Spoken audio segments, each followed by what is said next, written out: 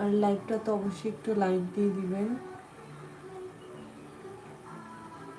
আজকে আমাদের এখানে অনেক সুন্দর রোদ উঠেছে, মানে রোদ দেখলে মনটা একদম ভালো হয়ে যায়, খুবই ভালো লাগে।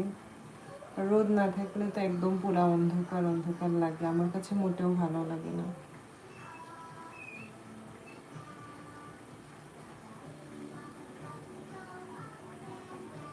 এখন তো মনে হয় বাংলাদেশে 11টার মতো বাজে, আমাদের এখানে এখন অলমোস্ট 12টার কাছাকাছি।